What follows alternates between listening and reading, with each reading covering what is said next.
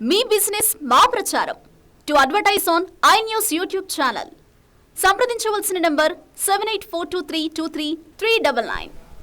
Non local అంటే no అంటున్నారు అక్కడి ప్రజలు. అందుకే ఆ నియోజకవర్గంలో ఎప్పుడూ లేని విధంగా హాట్ టాపిక్ గా ఉంది టీడీపీ టికెట్ మ్యాటర్. 3 సార్లు స్థానికులకే పట్టం కట్టిన అక్కడి ప్రజల తీర్పు ఈసారి ఎలా ఉండబోతోంది? టీడీపీ ప్రజాభిప్రాయ సేకరణలో లోకల్ నాన్ లోకల్ వారిపై పార్టీకున్న ఫీడ్బ్యాక్ ఏంటి? ఇంతకీ అదే నియోజకవర్గం ఎలా ఉంది అక్కడ రాజకీయ లోగుట్టు?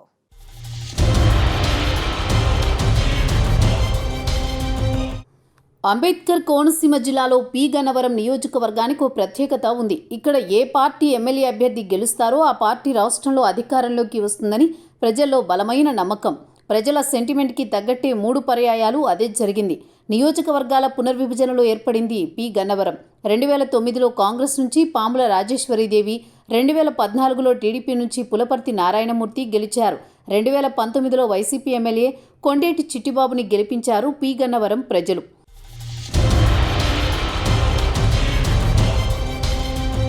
సిట్టింగ్ ఎమ్మెల్యే స్థానంలో ఈసారి కొత్త అభ్యర్థిని తెరపైకి తెచ్చింది అధికార పార్టీ. వైసీపీలో అసమ్మతి నివురుగప్పిన నిప్పులా ఉంటే ఇదే సమయంలో తమ అదృష్టాన్ని పరీక్షించుకునేందుకు టీడీపీ టికెట్ కోసం కొందరు నేతలు తెర వెనుక రాజకీయాలు చేస్తున్నారు.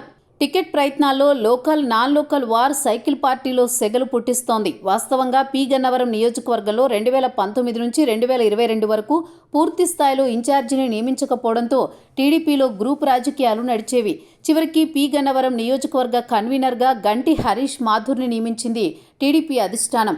అయినా అక్కడ రకరకాల ఈక్వేషన్స్తో నేతలు టికెట్ కోసం పోటీ పడుతున్నారు.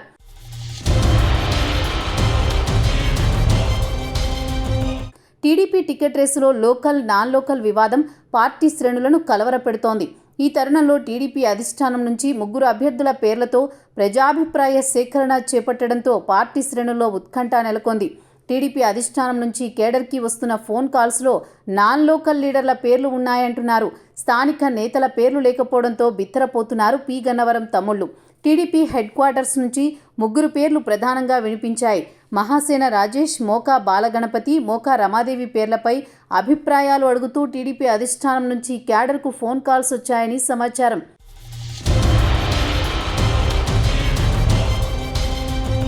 ముగ్గురిలో ఎవరి నుంచి మంచి అభ్యర్థి అంటూ కేడర్ మెదడుకు మేత పెడుతోంది టీడీపీ అధిష్టానం. అయితే ఈ 3 కూడా నాన్ లోకల్ కావడంతో స్థానికులకే టికెట్ ఇవ్వాలని కోరుకుంటోంది పి గన్నవరం టీడీపీ కేడర్.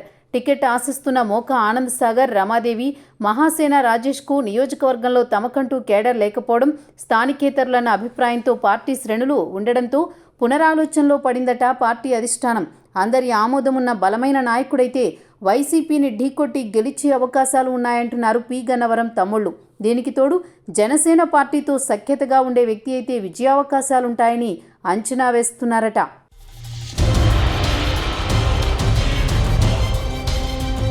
ఉమ్మడి తూర్పు గోదావరి జిల్లా సర్పంచుల సంఘం అధ్యక్షురాలు మాచవరం సర్పంచ్ నాగాబత్తుల శాంతికుమారి భర్త వెంకట సుబ్బారావు కూడా టీడీపీ టికెట్ కోరుకుంటున్నారు.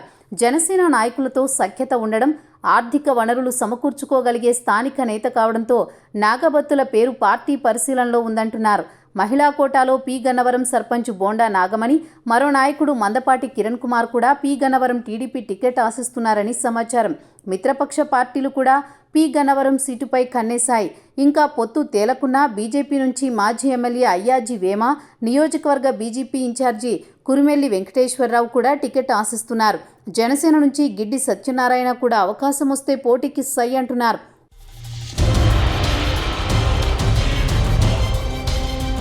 వైసీపీ సిట్టింగ్ ఎమ్మెల్యే కొండేటి చిట్టిబాబుని పక్కన పెట్టి పి గన్నవరం జెడ్పీటీసీ, ఉమ్మడి తూర్పుగోదావరి జెడ్పీ చైర్మన్ విప్పర్తి గోపాలరావుకి ఇన్ఛార్జి బాధ్యతలు అప్పగించింది.